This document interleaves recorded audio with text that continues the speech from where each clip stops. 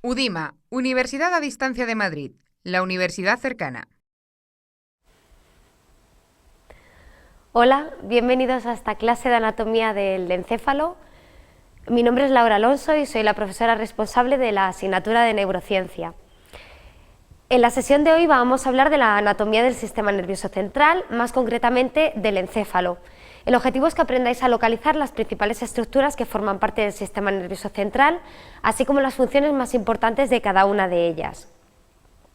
Si nos fijamos en esta primera imagen, podemos observar que el sistema nervioso central está formado por el encéfalo, que comprende todo aquello que está incluido en el cuadrado amarillo, y la médula espinal, que es todo lo que queda fuera del cuadrado amarillo. En la sesión de hoy, como decía al comienzo, nos vamos a centrar en analizar las estructuras que forman parte del encéfalo, es decir, de todo lo que queda dentro del cuadrado amarillo. Para mostrar las diferentes estructuras del encéfalo vamos a emplear imágenes tridimensionales procedentes de la base de datos Body Parts 3D. Pero antes de comenzar a describir todas estas estructuras y sus funciones, vamos a comentar algunos aspectos que nos van a ayudar a comprender mejor la localización de estas estructuras. Tal y como podéis observar en esta imagen, nuestro cerebro tiene 3 dimensiones. Es por ello que todos los neuroanatomistas emplean un sistema tridimensional de coordenadas para describir la localización de las diferentes estructuras. En concreto utilizan los siguientes 3 planos. En primer lugar, el plano sagital, que discurre de manera vertical a lo largo de la línea media, separando el encéfalo en 2 mitades simétricas, derecha e izquierda. En segundo lugar, el plano horizontal, que discurre en paralelo al suelo y divide el encéfalo en una parte superior y otra inferior. Finalmente, el plano frontal, también conocido como coronal, que divide el encéfalo en su parte más anterior, también denominada rostral, y su parte más posterior, también denominada caudal. Teniendo en cuenta esto, vamos a comenzar ya a describir las principales estructuras que se encuentran en el encéfalo. Si recordáis, la parte que estaba incluida dentro del cuadrado amarillo de la imagen que presentamos previamente. De arriba abajo, es decir, empleando el plano horizontal de lo más superior a lo más inferior, podemos dividir el encéfalo en varias partes. La más superior se denomina telencéfalo, es la estructura que aparece coloreada de gris en la imagen. Por debajo del telencéfalo se encuentra el diencéfalo. En esta imagen de la izquierda no aparece dado que se encuentra oculto por el telencéfalo. A continuación se encuentra el mesencéfalo, que es la imagen, en la imagen aparece pintado de marrón oscuro. Después se encuentra el metencéfalo, que se corresponde con las estructuras pintadas de rosa y rojo, es decir, el puente de Barolio y el cerebelo respectivamente. Finalmente encontramos el mielencéfalo o bulbo raquídeo, coloreado de marrón clarito. En las siguientes diapositivas vamos a ver cada una de estas partes, comenzaremos por las más inferiores e iremos ascendiendo hasta las más superiores. Veamos en primer lugar el mielencéfalo o bulbo raquídeo. Como decíamos, es la estructura que se encuentra en la parte más inferior del encéfalo, situándose por encima de la médula espinal. Su configuración estructural es además parecida a la de la médula espinal. De hecho, las funciones que realizan ambas estructuras, es decir, la médula espinal y el bulbo raquídeo, son similares entre sí y se centran en la conducción de impulsos nerviosos sensitivos y motores. En este sentido, el bulbo raquídeo contiene gran cantidad de fibras nerviosas, sensitivas y motoras que transmiten señales entre el resto del encéfalo y el cuerpo. De esta manera controla actividades importantísimas para que el organismo se mantenga con vida, como las actividades respiratorias, gastrointestinales, cardíacas o vasoconstructoras. También regula la secreción de jugos digestivos y cumple con funciones reflejas como la deglución, la tos, el vómito o el estornudo. Por su interior discurre además una gran parte de la formación reticular o sistema reticular activador ascendente. Se trata de una compleja red de fibras y un conjunto de núcleos implicados que participan, entre otras funciones, en el sueño, la atención, el movimiento, el mantenimiento del tono muscular y varios reflejos cardíacos, circulatorios y respiratorios. Por encima del bulbo raquídeo se localiza el metencéfalo.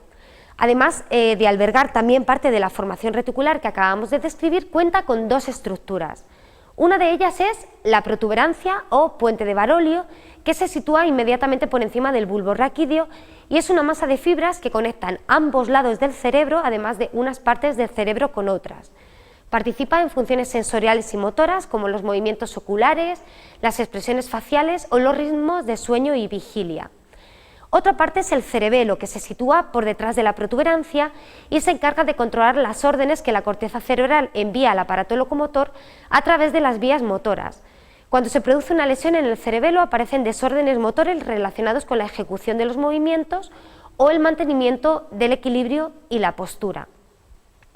Por encima del telencéfalo se sitúa el mesencéfalo. Si realizamos un corte horizontal del mesencéfalo encontramos que también está formado por dos partes. Por un lado está el tectum, que es la parte del mesencéfalo que incluye los tubérculos cuadrigéminos inferiores que tienen una función auditiva, concretamente coordinan los movimientos de la cabeza y del tronco en respuesta a estímulos auditivos, y los tubérculos cuadrigéminos superiores que tienen una información visual, en concreto coordinan los movimientos de los globos oculares en respuesta a estímulos visuales. Por otro lado está el tegmentum, que tiene además de una parte de la formación reticular, contiene también a la sustancia negra y a los núcleos rojos. Ambos son importantes componentes del sistema sensitivo motor. Por encima del mesencéfalo se sitúa el diencéfalo. Entre las estructuras más importantes que contiene destacan el tálamo, el hipotálamo, la hipófisis, los cuerpos mamilares y el quiasma óptico. El tálamo es la estructura más voluminosa de esta zona. Está formada por dos masas situadas bajo los hemisferios cerebrales. Constituye la vía de entrada para todos los estímulos sensoriales excepto el olfatorio. Además está conectado con la corteza y filtra los estímulos que llegan a ella. El hipotálamo es un pequeño órgano que se sitúa en la base del tálamo. Esta estructura se encarga de mantener la temperatura corporal, regula el ciclo vigilia-sueño, es responsable del control de la expresión fisiológica de la emoción y regula la ingesta de alimentos y líquidos, ya que presenta unos centros que regulan el hambre y la saciedad. Además regula la liberación de hormonas por parte de la hipófisis, que es la siguiente estructura del diencéfalo que vamos a ver. La hipófisis se localiza por delante del hipotálamo. Es una glándula con función neuroendocrina que regula el funcionamiento de todo el sistema hormonal.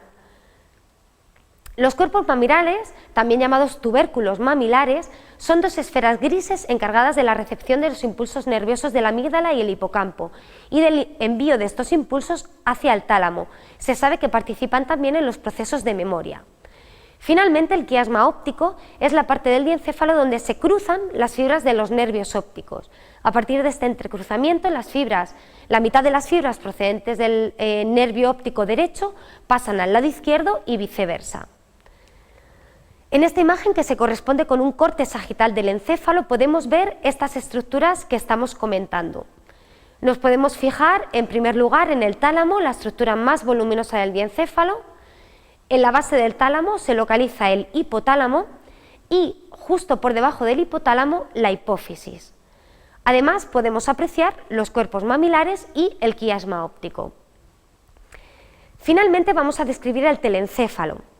El telencéfalo está formado por la corteza cerebral por un lado y un conjunto de estructuras subcorticales por otro. La corteza cerebral es la parte más voluminosa del encéfalo. Filogenéticamente es la parte del encéfalo de aparición más reciente si se compara con las otras áreas que hemos descrito.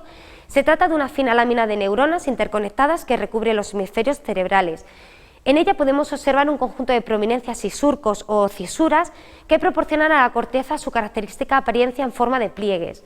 Para que os hagáis una idea, tan solo un tercio de la corteza se encuentra expuesta a la superficie, dado que el resto se encuentra plegada hacia adentro. Una de las cisuras más grandes que podemos localizar en la corteza cerebral es la cisura longitudinal que divide la corteza en dos hemisferios cerebrales, un hemisferio cerebral izquierdo y un hemisferio cerebral derecho. No obstante, ambos hemisferios se encuentran comunicados entre sí por medio de un conjunto de fibras que reciben el nombre de comisuras cerebrales. La comisura cerebral más grande es el cuerpo calloso y, como decíamos, se encarga de comunicar los dos hemisferios cerebrales para que intercambien información y funcionen de manera coordinada. Otras cisuras también relevantes son la cisura de Rolando o surco central, la cisura de Silvio o surco lateral y la cisura parieto-occipital. Estas cisuras marcan los límites de los lóbulos cerebrales, que son partes de la corteza cerebral que dividen el encéfalo según sus funciones. Encontramos 4 grandes lóbulos: frontal, parietal, temporal y occipital. El lóbulo frontal se sitúa en la parte anterior del encéfalo, por delante de la cisura de Rolando. Contiene a la corteza motora primaria encargada del control de los músculos del cuerpo. También incluye el área de Broca, que se relaciona con la producción lingüística y oral. Finalmente, parece ser el sustrato neuroanatómico de las funciones ejecutivas.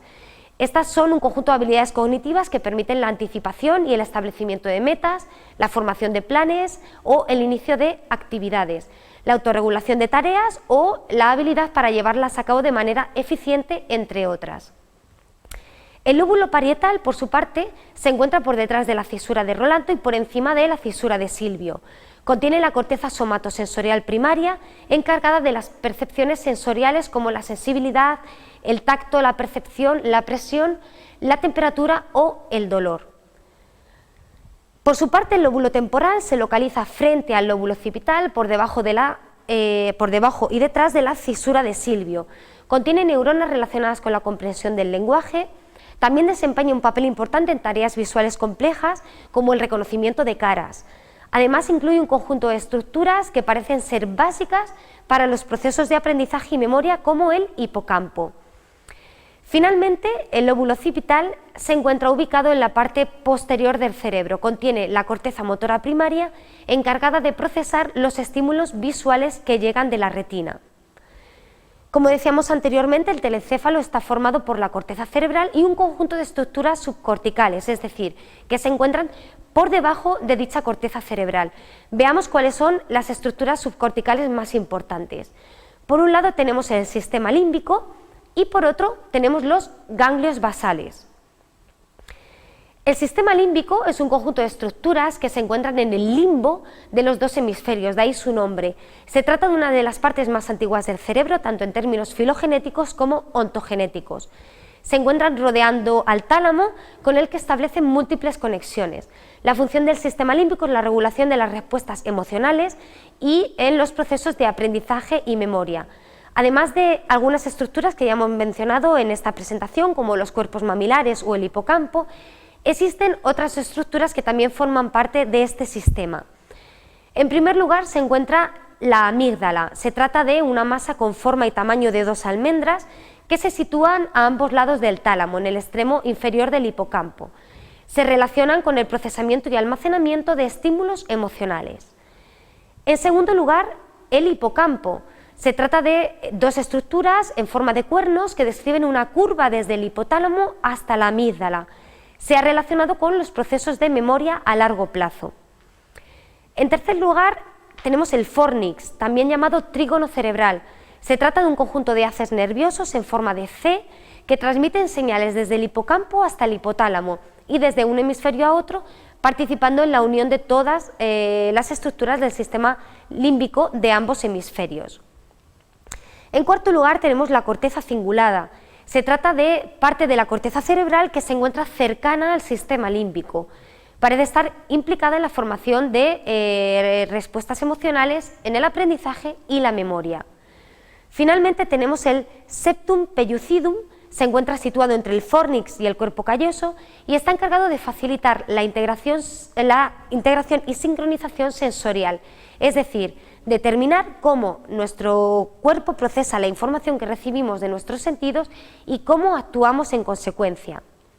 Ya hemos visto el sistema límbico, veamos los ganglios basales. En este caso, los ganglios basales se encargan principalmente de parte del control motor del cuerpo, por ejemplo, de la ejecución controlada y dirigida de los movimientos voluntarios finos. Están compuestos en realidad por diversos núcleos. Por un lado, el núcleo neoestriado, aunque en realidad este núcleo está formado a su vez por otros 2 núcleos. Por un lado el núcleo caudado y por otro el núcleo putamen. Y por el otro lado se encuentra el globo pálido. El núcleo caudado, que presenta una forma de cola, de hecho caudado significa con forma de cola, se extiende desde cada amígdala formando un círculo casi completo. Conectado al caudado se encuentra el putamen, que es la parte más externa de los ganglios basales. El otro núcleo que hemos indicado es el globo pálido.